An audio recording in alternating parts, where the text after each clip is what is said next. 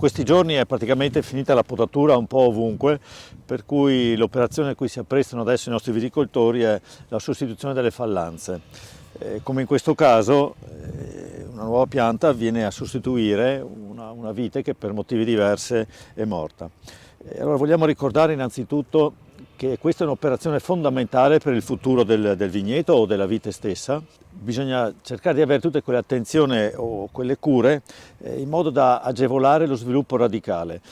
La vite è una pianta che ha una grandissima capacità di radicazione, però noi dobbiamo cercare di agevolare ancora di più questa sua capacità, tenendo presente che la vite nei primi 2 anni di vita posiziona il suo apparato radicale e il modo in cui lo posiziona poi resterà per tutta quanta la durata della vite. Per cui quando noi ci apprestiamo a piantare una nuova barbatella dobbiamo cercare di fare una buca che sia la più ampia possibile, che sia almeno un 40x40, ma anche la profondità un 40 o 50 cm affinché le radici possano già stabilizzarsi a quella profondità.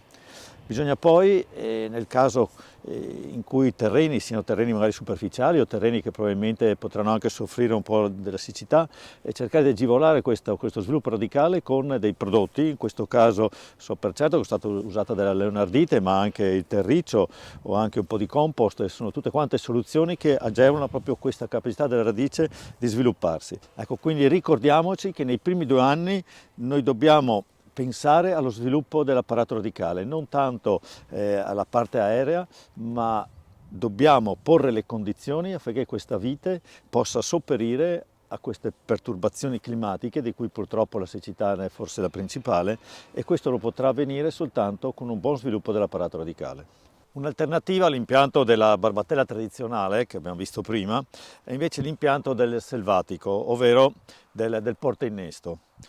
Come in questo caso vedete è stata piantata la barbatella selvatica e adesso a distanza di 2 anni la vite è pronta per essere innestata, così si dice fare l'innesto in campo. Vedete che le dimensioni ormai è sufficiente per fare il classico innesto a spacco, ma in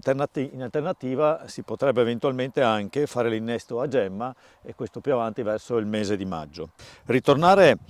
al vecchio metodo dell'innesto in campo può essere una buona alternativa nei casi in cui la sostituzione delle fallanze o anche il rifacimento dell'intero vigneto avvenga, come in questo caso, su queste rive, e quindi su terreni magari anche superficiali, terreni anche un po' meno fertili, in quanto piantare il selvatico significa piantare una barbatella, una pianta con una forte capacità di radicazione. Ecco quindi che avremo maggiori possibilità di successo nello sviluppo della pianta, e poi a distanza di 2 anni, come in questo caso, questa è una barbatella piantata nell'annata